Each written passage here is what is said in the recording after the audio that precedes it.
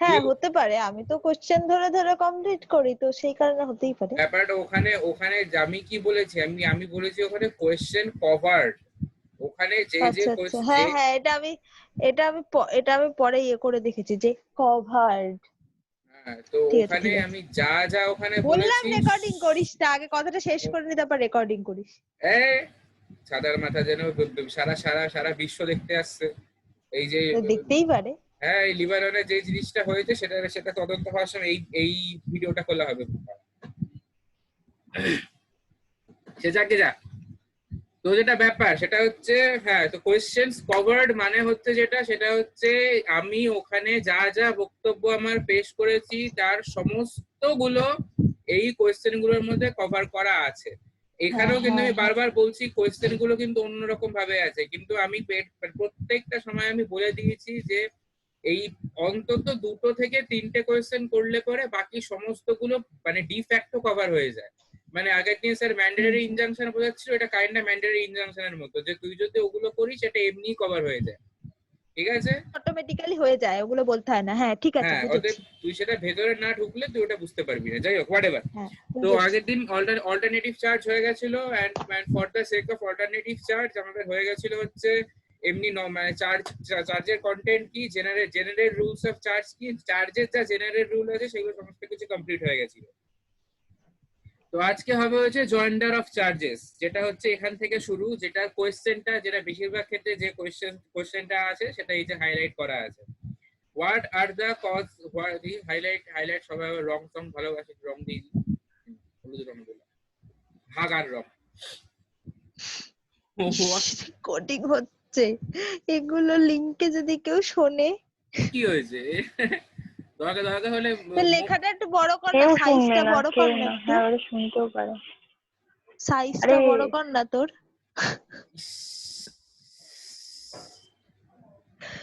হ্যাঁ হ্যাঁ ঠিক আছে, আমার বেশি বড় হয়ে গেল তো, স্ক্রিনে আসছে না। দেখতে পাচ্ছিস তো? হ্যাঁ হ্যাঁ হ্যাঁ দেখতে পাচ্ছি। আচ্ছা, তো এবার হচ্ছে এটা কোয়েশ্চেনটা যেটা আসে সেটা হচ্ছে what are the cases in which the accused charged with one offense, কোন সমস্ত কেসে যেখানে একটা অফেন্সের জন্য অ্যাকিউজকে চার্জ করা হয়, can be convicted of different offence, কিন্তু তাকে ডিফারেন্ট অফেন্সের জন্য ট্রায়াল করা হতে পারে, although he has not charged with it, যদিও তাকে সেই চার্জটা দেওয়া হয়নি। মানে একদম মনে হচ্ছে যেন শরৎচন্দ্র কবিতা লিখেছে, বেশ ঘুরিয়ে পেঁচিয়ে সুন্দর একটা ব্যাপার করেছে আর কি, কিন্তু এই পুরো জিনিসটাই ঘোরানো পেঁচানো। সো মানে জিনিসটা যাতে মনে থাকে। তো আগের দিন মানে পরশুদিন যেটা বলেছিলাম সেটা হচ্ছে এখানে একটা অ্যাস্টেরিক্স মেরেছিলাম। কোথায় আমার অ্যাস্টেরিক্স গেল? Where is my Asterix? Asterix coach, এই যে হচ্ছে পানিশমেন্টের পর হ্যাঁ। তো এখানে আমি যেটা মেরেছিলাম, যে কারণে মেরেছিলাম সেটা হচ্ছে আমি বলেছিলাম যে চার্জের কন্টেন্টের 4 নম্বর কন্টেন্ট হচ্ছে যেটা, সেটা হচ্ছে যদি সেই অ্যাকিউজ যার বিরুদ্ধে চার্জ তৈরি করা হচ্ছে সে যদি বাই এনি চান্স এরকম কোন অফেন্সের কনভিকশন তার থেকে থাকে যেটা তার যেটা তার যেটা তার এই নতুন যে কেসটা তার হবে তার পানিশমেন্ট কোন রকম ভাবে অল্টার করতে পারে অথবা এনহ্যান্স করতে পারে, তাহলে সেক্ষেত্রে সেই অফেন্সের পার্টিকুলার চার্জের কন্টেন্টের লাস্টে লেখা থাকতে হবে।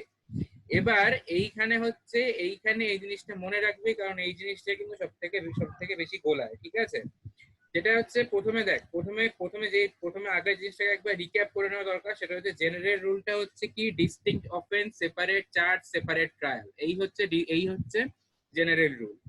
এবার এইখানে যে প্রভিশনটা দেওয়া হয়েছে সেটা হচ্ছে নতুন যে পানিশমেন্টটা হবে সেটাকে এনহ্যান্স অথবা অল্টার করার জন্য, not to give the person same charge or same trial for distinct offences. মানে এইটা যেটা মানে এটা খুব মানে কি বলবো এটাকে খুব ডিস্টিংটিভলি এটাকে মনে রাখ। সেটা হচ্ছে যে যে ওইখানে যেটা লেখা হচ্ছে চার্জটাকে কোনোভাবে অল্টার অথবা এনহ্যান্স করার জন্য, সেই জন্য নয় যে তাকে তাকে আবার আলাদা করে চার্জ দিয়ে তাকে একই অফেন্সের জন্য দুবার চার্জ দেওয়া হচ্ছে বা দুবার ট্রায়াল করা হচ্ছে, সেরকম ব্যাপার কিন্তু নয়। মানে দেখতে সেরকম লাগে যে একই একবার অফেন্সটাকে সেটাকে আরেকবার ট্রায়ালে দেওয়া হলো, আরেকবার চার্জে দেওয়া হলো, সেটা হয়তো সেম ট্রায়ালটা সেম চার্জটা হয়তো আবার দেওয়া হচ্ছে, কিন্তু ব্যাপারটা সেরকম নয়। ওখানে এনহ্যান্স অথবা অল্টার করার জন্য পানিশমেন্টকে তখন এই চার্জটা এখানে জাস্ট লেখা হচ্ছে, জাস্ট ওটা জাস্ট মানে তুই কেকের উপরে চেরি দিচ্ছিস, ওই রকম ভাবে চিন্তা কর। ওটার কোনো ওটা কেকের সঙ্গে ওটার কোনো সম্পর্ক নেই। আচ্ছা, এবার হচ্ছে এবার এই যে এই অবধি যে প্যারা, এইটুকু না, এইটুকুর মধ্যে কিন্তু পুরোটাই জেনারেল রুলটাই রিক্যাপ করা আছে, ঠিক আছে? Accused person gives an application in writing and desires to try together for all or any of the offense of charges framed against him. If the magistrate thinks fit, he may give permission. এখানে আরেকটা যেটা বলা হচ্ছে সেটা হচ্ছে যে এই যে এইখানে মানে এইটাও দেখতে অনেকটা আমাদের এই জেনারেল রুলের থেকে অন্যরকম দেখতে লাগে আর কি। সেটা হচ্ছে যেখানে অ্যাকিউজ যদি চায় তাহলে সে উইথ রাইটিং সে কোর্টের কাছে জমা দিতে পারে যে আমার বিরুদ্ধে এতগুলো চার্জ আছে, এই চার্জগুলোকে সবকটাকে একসঙ্গে আমাকে চার্জ দিন এবং একসঙ্গে এটা ট্রায়াল করা হোক। এটা সে চাইলে কোর্টের কাছে এটা সে আবেদন করতে পারে। এবার কোর্ট যদি মনে করে ঠিক, তাহলে সেটা সেই পারমিশনটা গ্রান্ট করবে অথবা করবে। কিন্তু তার জন্য মানে এই সমস্তগুলোই কিন্তু এই জেনারেল রুলটা কোনোটাকে ভায়োলেট করছে না। মানে এইখানে যেটা চার্জের সময় কন্টেন্টে লেখা হয়েছিল সেটাও জেনারেল রুলের এক্সেপশন নয়। অথবা এই যে সেই যে বললো, সে যে আবেদন করলো যে এই যে আমার আগে যা কিছু রয়েছে এই সমস্ত কিছুর আমার একসঙ্গে ট্রায়াল করা হোক, এর যে আবেদনটা সে করলো এটাও জেনারেল রুলের এক্সেপশন নয়। বোঝা গেছে? প্লিজ এটা একটু মানে বলিস আর কি, বোঝা গেছে কিনা, কারণ এটা খুব আর একবার একটু বল। আমি বুঝিনি। আচ্ছা, এমনি জেনারেল রুলটা কি বুঝেছিস? আমার সবটাই মাথার উপর দিয়ে গেছে। আমি তো আগের দিন শেষই করিনি, এখান থেকে কি কোথা দিয়ে শুরু হলো আমি তো কিছুই বুঝতে পারলাম না। জেনারেল রুলটা আগের দিন তুই ছিলে, জেনারেল রুল যখন করেছিল। তাহলে তো ছিলাম, জানি না। বল আমার সব ভুলেই যাচ্ছে, আমার মনে হচ্ছে এবার যাব।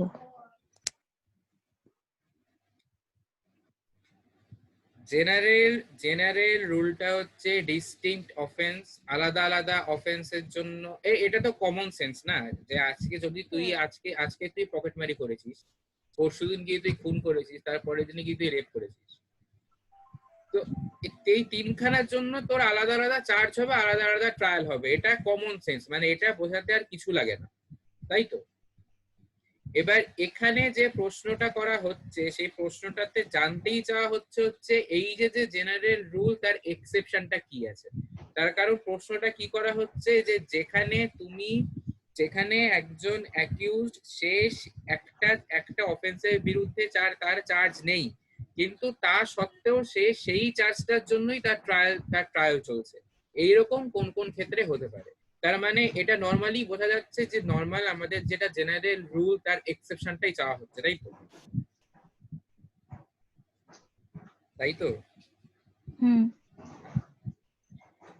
তো এই যে তাহলে সাধারণ নিয়মটা হচ্ছে কি, সাধারণ নিয়মটাকে আগে মাথায় রাখ, তারপর বাকি কথাটাতে পরে আসছি, আগে পাশা থেকে সবকিছু বাদ দিয়ে দে।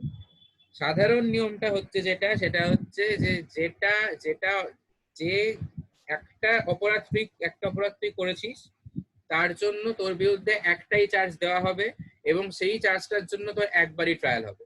তোর একটা চার্জের জন্য তোর একটা অফেন্সের জন্য বারবার চার্জ দিয়ে বারবার ট্রায়াল হবে না। অথবা আলাদা অফেন্স তুই যদি করে আসিস, তাহলে তার জন্য সবকটা একসঙ্গে ওই সবকিছুকে একসঙ্গে নিয়ে মানে তুই আজকে এরকম তো হতে পারে না যে তুই আজকে পকেটমারি করেছিস তারপরে তোকে ছেড়ে দেওয়া হলো, ও থাক তুই তো দুদিন পরে আবার একটা খুন করছিস, তাহলে একবারে আসিস সব একবারে করে দেবো, এইটা তখন হতে পারে না। তাহলে কিন্তু কিন্তু এখানে প্রশ্নটাই করা হচ্ছে সেটা যে কখন এটা হতে পারে, কোন কোন ক্ষেত্রে এটা হতে পারে। তো জেনারেল রুলটা বুঝে গেছিস, এবার ওটাকে ছেড়ে দে। এবার এবার এখানে যেটা কনফিউশন আসে সেটা হচ্ছে যে এইখানে যেটা বলা হয়েছিল চার্জের কন্টেন্টস এর ক্ষেত্রে, যে যদি এরকম কিছু হয়ে থাকে যে আগে কোনো একটা অফেন্স করেছে, সেটা সাধারণ ক্ষেত্রে সেটা লাইট কাইন্ডেড অফেন্স হয়। মানে তুই ধর দুটোই হেনিয়াস অফেন্স হতে পারে, যে তুই আজকে একটা রেপ করেছিস, তার 10 দিন আগে তুই ডাকাতি করে এসেছিস।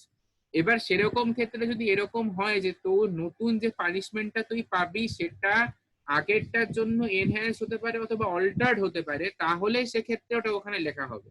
তাই বলে সেটা কিন্তু এরকম নয় যে তুই আগে অলরেডি যে অ্যাকুজিশনটা তুই পেয়ে গেছিস, যে চার্জটা তোর বিরুদ্ধে অলরেডি দেওয়া হয়ে গেছে, সেটার ট্রায়ালটা আবার হবে। সেটা কিন্তু ট্রায়াল আবার হবে না, শুধু সেটার উল্লেখটা চার্জে আবার থাকবে for the sake of human kind. মানে তো যদি যদি এনহ্যান্স অথবা অল্টার যদি করতে হয় তাহলে এইটুকু বোঝা গেছে।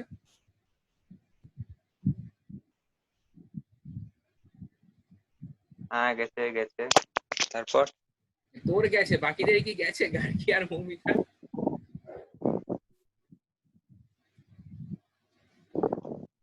মৌ কি ঘুমিয়ে গেলি? গার্গী কি ঘুমিয়ে গেলি? কি রে, আছে তো নাকি? আমি বলে দিলাম না? হ্যাঁ এই দেখ বোঝা গেছে কি? হ্যাঁ গেছে তো। হ্যাঁ তো এইটা গেল হচ্ছে প্রথম কথা। আর সেকেন্ড আরেকটা জায়গাতে দেখ, প্রথমে আমি এটা পরিষ্কার করে লিখে দিই, সেটা হচ্ছে এই জিনিসগুলো হচ্ছে কনফিউশন, ঠিক আছে? এইগুলো হচ্ছে কনফিউশন, এইগুলো হচ্ছে জেনারেল রুলের সঙ্গে কনফিউশন, ঠিক আছে? এইগুলো কিন্তু জেনারেল রুলের সঙ্গে কনফিউশন, এগুলো কিন্তু জেনারেল রুলের সঙ্গে এক্সেপশনস নয়। এই যে এখান থেকে এই অবধি যেটা আছে সেটা জেনারেল রুলের এক্সেপশন নয়, এটা জেনারেল রুলের সঙ্গে কনফিউজড হয়ে যায়। সেটা দেখি চ্যাটে কি কি লিখলো। চ্যাটটা একবারে আসে না কেন, খোলে না কেন সবাই? ধ্যাৎ। এই চ্যাটে কে কি লিখেছে একটু বলতো তো একজন। আমি বলছি, দেখ আমি বুঝে গেছি খুলে পড়ে নে তো। বলছি, কিন্তু আমার কথা মানে ওর কথা আমরা শুনতে পাচ্ছি না। আচ্ছা মৌ, হুম হ্যাঁ, তো এই সেকেন্ড এইটা কিন্তু কোনো এক্সেপশনস নয়, এই জায়গাটুকু হচ্ছে শুধু জেনারেল রুলের সঙ্গে কনফিউশন। এই জন্যই এটাকে লেখা হয়েছে, কারণ এইটা পড়তে গিয়ে সবথেকে বেশি কনফিউশন হয়। এটা গেল হচ্ছে কনফিউশন নাম্বার 1। আর তারপরে এইটা হচ্ছে কনফিউশন নাম্বার 2।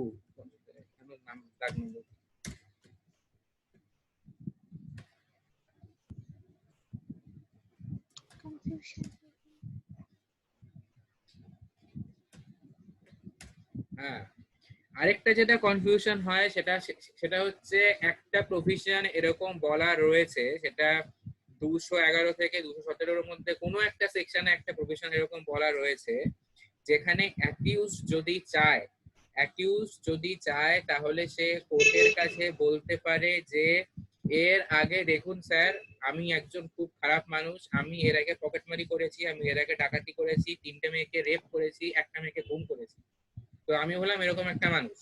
এবার আমি চাই এই যে আমি যতগুলো অপরাধ যতগুলো অপরাধ আমি করেছি, যা যা অপরাধ আমার চিত্রগুপ্তের খাতায় উঠেছে, সমস্তগুলো চার্জ আমাকে একবারে দিয়ে একসঙ্গে আমার টোটাল ট্রায়ালটা করা হোক।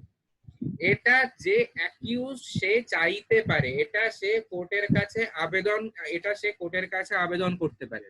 তাই বলে এরকম নয় যে এটা জেনারেল রুল এবং সব জায়গায় যে কোর্ট এটাকে মান্যতা দেবে তাও নয়। যদি কোর্ট মনে করে হ্যাঁ ঠিক আছে, যদি সে মনে করে যে এটা ফিট, যে ওকে এটা দেওয়া যায়, তাহলে সে সেটা দেবে। না হলে ওই আলাদা আলাদা চার্জ, যে জেনারেল রুলটা ফলো করা হয় সেটা হচ্ছে distinct offence, separate charge, separate trial, এইটাকেই ফলো করা হবে।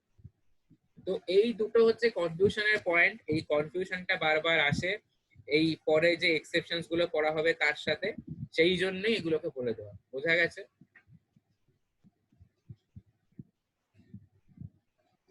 বোঝা গেছে? আমার গেছে আমি। আচ্ছা এটা হ্যাঁ লিখে দিয়েছি, ঠিক আছে, ভেরি গুড। হ্যাঁ এরকম ভাবে মেসেজ লিখবি, হ্যাঁ, নাহলে আমি চ্যাট থেকে দেখতে পারি না, কিছু একটা অসুবিধা হয় এই স্ক্রিন শেয়ারিং। যাই হোক, তো এই হচ্ছে টোটাল গল্প। এই হচ্ছে মানে এখনো গল্প শুরু হয়নি আর কি, এক্সেপশনটা যখন আসবে তখনই কনফিউশন গুলো আরো বেশি কনফিউজিং লাগবে। Give questions, I will try to answer. যাই হোক, তো এবার হচ্ছে যে জেনারেল রুল, যেটা এই কোয়েশ্চেনটার মেইন অ্যান্সার যেটা, সেটা হচ্ছে এই জেনারেল রুলের এক্সেপশন। আচ্ছা এক সেকেন্ড, যেটা হচ্ছে যে 3-4টা অফেন্সের মানে জেলের ইয়ার যদি 4 বছর 8 বছর এরকম করে যদি 12, 13, 14, 15 হয়ে যায়, তো সেক্ষেত্রে কি কোনো ডিসকাউন্ট পাওয়া যাবে, বা না এরকম থাকবে? ডিসকাউন্ট সেটা তো তুই করবি, ধর কি খুব কঠিন। ও আচ্ছা হ্যাঁ ঠিক, এবার কার ওটা দে, আমি শুধু তুই উত্তরটা দিই। এই জন্যই তো আছি। ধর ধর আজকে ধর আমি কাউকে একটা খুন করলাম, আমার তো অনেকের উপরে গ্রাজ আছে অনেক। তো আমি তো হুম। আমি তো আমি ধর কেউ একজনকে খুন করলাম, খুন করে আমি তোকে বললাম যে তুই আমাকে বাঁচা, এই ডিসকাউন্টটা দেওয়ার দায়িত্ব তোর। তুই তো এই ডিসকাউন্টটা দিবি, যা আজকে তুই কিভাবে খুশি করবি, তুই যাদের সঙ্গে শুবি কিনা বা অন্য কিছু করবি কিনা সেটা করে সেটা করে তুই আমাকে বাঁচাবি। আচ্ছা, ডিসকাউন্ট কাকুর কাছে জিজ্ঞেস করতে পারিস না কোর্ট ডিসকাউন্ট গেছে। ডিসকাউন্ট পাবে নাকি না। এই কাকুর কোর্ট খোলা? হ্যাঁ, খুলে গেছে, মানে ফাইলিং হচ্ছে আর কি। তো এর মধ্যেও মানুষজন চুরি চেঁচাড়ামি করছে। হ্যাঁ হ্যাঁ হ্যাঁ, মানুষজন পাল্টাবে মানুষের না। জমিনের সমস্যা নেই নাকি? এই অবস্থায় বাড়িতে ফাঁকা আছে, একটু ফাঁকা জায়গা, ওখানে পাঁচিল তুলে দিচ্ছে, হ্যাঁ, এই পাঁচিল তুলে দিচ্ছে, নিজের জায়গায় ঘিরে নিচ্ছে। এই নিয়ে লোকজন খেপে যাচ্ছে। ও আচ্ছা, আমরা কোথায় বাস করি ভুলে যাস সায়ন মাঝে মাঝে? এখানকার মানুষ সব পারে করতে। বাড়ির সামনে ড্রেন করে দিচ্ছে। বলছে যে এখন কেউ আমাকে তুলতে পারবে না, আমি ভয় খাই না, যা খুশি কর। ওফ এরকম ওফ ওফ। এখন লেভেল। এখন অনেকে ডিভোর্স হয়ে যাচ্ছে, কি করবে বল? বেচারা একসাথে ডিভোর্স থাকতে। বাড়ছে না, মানুষ ঘরে থেকে অশান্তি করছে তো। আচ্ছা এইটা নিয়ে আজকে একটা ডিসকাশন আছে, ঠিক আছে, সেটা হচ্ছে আমাদের আমাদের আমাদের মধ্যে এখন ডিভোর্স অত্যন্ত বেড়ে গেছে, এর কারণ এটা নিয়ে আজকে আমরা আলোচনা করবো। এই সমস্ত কিছু শেষ হয়ে গেছে, সে এখন না হোক, সে এই যদি কারণ হচ্ছে বিয়ে। কারণ ডিভোর্স হচ্ছে আমার খুব এখন ভালো আমরা লাগে, ডিভোর্স আমার খুব ভালো লাগে। একই কথা, Divorce নিয়ে discussion। একই কথা, ডিভোর্স আমার খুব ভালো লাগে। আমি ভেবেছিলাম যদি আমি কোনোদিনও মানে লয়ার হই, মানে যদি কখনো কোনো কেস নিয়ে একটাও সেটা ডিভোর্স কেসই নেব, কিন্তু সেটা হবে না। তো এটা নিয়ে আমরা আলোচনা করব, ঠিক আছে। আচ্ছা এটা 10 মিনিট আছে, এটা বলে দিলাম। এটা নিয়ে আমরা আলোচনা করব, আজকে আলোচনা করব। এরপর হয়তো খাওয়া দাওয়া ঘুম টুম মানুষের থাকবে, তখন না, রাতের বেলা বা কালকে কোনো এক সময় এটা নিয়ে আমরা আলোচনা করব। আমার এটা নিয়ে আলোচনা করার বেশি ইচ্ছা হয়েছে, যে আমাদের মধ্যে আচ্ছা, এখন ডিভোর্স কেন বেড়ে যাচ্ছে। সবাই সবার নিজের ভিউজ দিবি, কেউ কি গুগল করবি। আমার ভিউজ আছে অলরেডি। হ্যাঁ জানি তো, এই বিষয়টা নিয়ে সবার ভিউজ আছে। আমি চাই, আমি সবার শুনতে চাই, আই লাভ দ্যাট। যাই হোক, এবার হচ্ছে আসছি আমরা একদম আমাদের jump to the answer of the question. আমরা এখানে এই যে এত কিছু করে আমরা প্রথমে একবার, কিন্তু তোরা কি আমার এতক্ষণ বাদে আমার চ্যাটটা খুললো, এই কি কথা। হ্যাঁ বলুন ম্যাডাম। দিয়েছি তো আমি তোর হয়ে। না ও হাত তুলেছে প্রিয়া।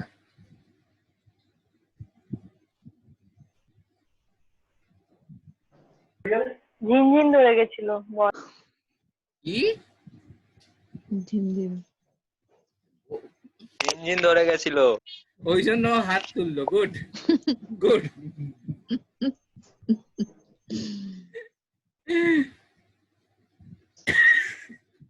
ভার্চুয়াল ঝিনঝিন। আচ্ছা তো এবার সিপিসি সিআরপিসি পরীক্ষার খাতায় এগুলো লিখবো। হ্যাঁ তুই এবার হাত এগুলোই লিখ। তোলে। আমি তো এবার এগুলোই লিখবো, চল বল। এই যেন ডট ডট। এর মধ্যে বৃষ্টি ফেলা শুরু করেছে, যাই হোক। তো এবার হচ্ছে আমাদের এক্সেপশনের জেনারেল যে রুল, সেই রুলটার মধ্যেই আমরা ঢুকছি। তুই এই বাকের ছালগুলো আঁকা বন্ধ কর।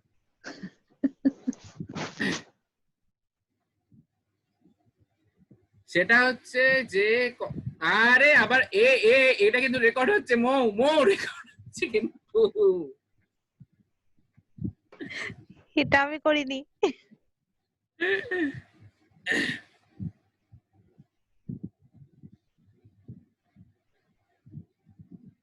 বন্ধ করুক তারপরে বলবো।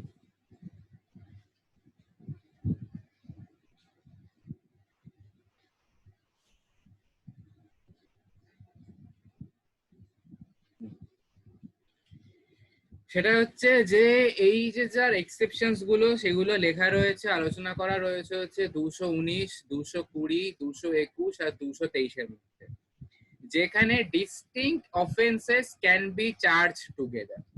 এই জন্যই এর নাম হচ্ছে জয়েন্ডার অফ চার্জেস। ঠিক আছে, চ্যাপ্টারটার নামই হচ্ছে এই জন্য জয়েন্ডার অফ চার্জেস, যেখানে আলাদা করে শুধু এই পার্টটাই আলোচনা করা রয়েছে যেখানে এই জেনারেল রুলটা ফলো করা হচ্ছে না। যেখানে ডিস্টিংক্ট অফেন্স এই একসঙ্গে চার্জ দিয়ে একসঙ্গে ট্রায়াল হতে পারে।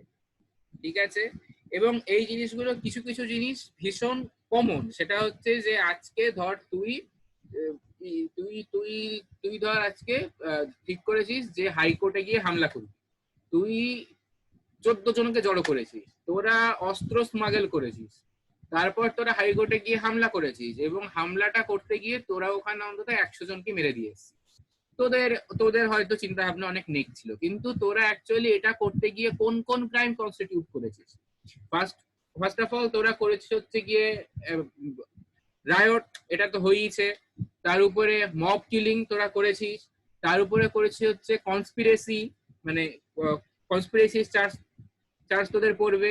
আরেকটা হচ্ছে কি জানো, সেকশন 141, নামটা ভুলে গেছি, কি অ্যাসেম্বলি জানো। তো যাই হোক, এই সমস্ত কিছু তোরা একসঙ্গে করে total unlawful assembly, exactly unlawful assembly, তোরা এই সমস্ত কিছু একসঙ্গে করে টোটাল একটা পার্ট, তারপরে অস্ত্র স্মাগল করেছিস যেটা হেনিয়াস ক্রাইম। তো সেগুলোকে আবার প্রসেস করেছিস, সেগুলোকে রাখার জন্য কোনো একটা জায়গা দিয়েছিস, তার জন্য কেউ একজন আরেকটা জায়গা দিয়েছে যেটাকে মানে ক্রিমিনালের জন্য হারবার করেছে সে। তো এই সমস্ত কিছু মিলিয়ে এই বিরাট যে কনস্পিরেসিটা চলেছে, এবং তোরা যে শেষ পর্যন্ত গিয়ে তোরা ওই কাজটা করেছিস, হাইকোর্টে হামলা করেছিস এবং 100 জনকে খুন করেছিস, মানে 100 জনকে মেরে ফেলেছিস আর কি, এটা খুন করা বলা হবে না, 100 জনকে যে মেরে ফেলেছিস, এই টোটাল টুকুকে যখন কোর্টে যখন আনা হবে, তখন কি তোর মনে হয় যে তোকে আলাদা করে তোকে অস্ত্র স্মাগলের জন্য একটা চার্জ দেওয়া হলো, সেটার জন্য আলাদা একটা ট্রায়াল হলো, ওটা আবার তুই খুন করেছিস বলে তো আলাদা একটা ট্রায়াল হলো, এরকম তো হবে না। তো এই রকম ক্ষেত্রে কি হবে কি না, সেইটাই হচ্ছে এই জেনারেল রুলটার এক্সেপশন। শুধু এটা নয়, এটা ওয়ান অফ দা পার্ট, এর অনেক প্রভিশনস রয়েছে, অনেক না হয়তো খুব বেশি 5-6টা রয়েছে, হয়তো 5টা রয়েছে। তো সেইগুলোকে নিয়ে হচ্ছে আমরা এখন আলোচনা করব।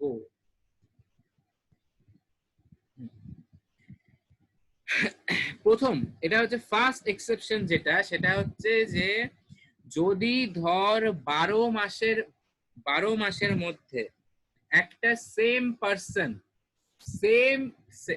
সেম মিনিং অফ সেম কাইন্ডের অফেন্স যদি সে 12 মাসের মধ্যে তিনবার যদি করে ফেলে বা তার অধিক যদি করে ফেলে, তাহলে ওই 3টে কেসকে একসঙ্গে নিয়ে তার ট্রায়ালটা একসঙ্গে হতে পারে। মানে ধরা যাক তুই আজকে জুলাই মাস, আজকে আগস্ট মাসের আজকে তুই আমার পকেট মেরেছিস, আবার সেপ্টেম্বরে গিয়ে তুই প্রিয়ার পকেট মেরেছিস, আবার নভেম্বরে গিয়ে তুই জয়িতার পকেট মেরেছিস। তো এই যে তুই 3খানা পকেট মারলি সবকটা 12 মাসের মধ্যে, তুই তারপরে গিয়ে ধরা পড়লি, তাহলে সেক্ষেত্রে এই জেনারেল রুলটা ফলো করা হবে না। সেক্ষেত্রে তোর ডিস্টিংক্ট অফেন্স যদি হয়েও থাকে, সেক্ষেত্রেও সবকটাকে একসঙ্গে চার্জ করে তোর ওই চার্জের ট্রায়ালটা একসঙ্গে হবে। এবার এখানে যেটা ব্যাপার সেটা হচ্ছে যে এই যে উদাহরণটা আমি দিলাম সেটার মধ্যেই বলা রয়েছে এই যে এই সেম অফেন্স বারবার করা হচ্ছে মানে কিন্তু এরকম ব্যাপার নয় যে তুই ওই সেম অফেন্স বারবার একটা পার্টিকুলার একটা সার্টেন মানুষের বিরুদ্ধেই তুই করছিস। তুই সেম অফেন্স করছিস সেটাই ম্যাটার। তুই সেটা প্রথমবার এক্স এর বিরুদ্ধে করতে পারিস, তারপরে এবার ওয়াই এর বিরুদ্ধে করতে পারিস, তারপরে এবার নরেন্দ্র মোদীর বিরুদ্ধে করতে পারিস, কিন্তু তুই প্রত্যেকবার সেম কাজটাই করছিস সেইটা হচ্ছে ম্যাটার। সেম পার্সন হতে হবে তেমন কোনো কথা নেই। মানে তুই যদি আজকে ব্রিচ অফ কন্ট্রাক্ট করিস, আজকে আমার সঙ্গে তুই ব্রিচ অফ কন্ট্রাক্ট করলি, পরশুদিন গিয়ে মৌয়ের সঙ্গে ব্রিচ অফ কন্ট্রাক্ট করলি, তারপরের দিন গিয়ে জয়িতার সঙ্গে ব্রিচ অফ কন্ট্রাক্ট করলি, ডাজন্ট ম্যাটার। তুই ব্রিচ অফ কন্ট্রাক্ট করছিস, দ্যাট ইজ দ্য ম্যাটার। সেটা কি সার্টেন পার্সন না অন্য পার্সন, এটা কোর্টের কাছে কোনো ম্যাটার নয়। তুই 12 মাসের মধ্যে যদি 3 বার সেম কাইন্ড অফ অফেন্স করিস, তাহলে ওই 3খানাকে একসঙ্গে নিয়ে সেম চার্জ দিয়ে তোকে সেম ট্রায়াল ফেস করতে হবে। এটার জন্য তোকে আলাদা করে কিছু পারমিশন নিতে হবে না, আলাদা করে কোর্টের কাছে আবেদন করতে হবে না। মানে এই যে এখানে যেটা বলা হচ্ছিল আর কি, যে সে চাইলে কোর্টের কাছে আবেদন করতে পারে, এগুলো কিছু তোকে করতে হবে না। এই সমস্ত কিছু মানে অ্যাজ পার লিগালি সেগুলো সমস্ত কিছু হবে। তুই ওগুলো তোর একসঙ্গে ট্রাই করা হবে। আচ্ছা, এবার এই সেম কাইন্ড মানে হচ্ছে সেটা হচ্ছে যে এই যে সমস্ত অফেন্স গুলো আইপিসি অথবা অন্য যে কোনো ল যেটা for the time being on force আছে, যে সমস্ত ল গুলো পড়ে সেই সমস্ত কিছুতে যে এক্স্যাক্টলি যে সেকশন এবং যে নামটা সেম অফেন্সের ক্ষেত্রে দেওয়া হবে সেগুলোকে বলা হয় হচ্ছে same kind of offence. Same kind of offence কি, এটা তোর কমন সেন্সে যেটা বলে সেটাই, কিন্তু এখানে সেম কাইন্ড অফ অফেন্স আলাদা একটা এক্সপ্লেনেশন দিয়ে বেয়ার একটা লেখা রয়েছে, সেই জন্য তুই এটা বলে দিবি, ব্যাস আর কিছু না। মানে সেম সেকশন মানেই হচ্ছে সেম কাইন্ড অফ অফেন্স, পরিষ্কার কথা এটা। আচ্ছা, এইটা বলা রয়েছে হচ্ছে সেকশন 219-এ, ঠিক আছে। এবার আমরা যাবো হচ্ছে সেকশন 220-তে, কিন্তু সেকশন 220-তে পরের সেশনটাতে যাব, কারণ এটা লেস দ্যান 1 মিনিট আছে, ঠিক আছে। তো এটা আমি বন্ধ করলাম, মানে রেকর্ডিংটা স্টপ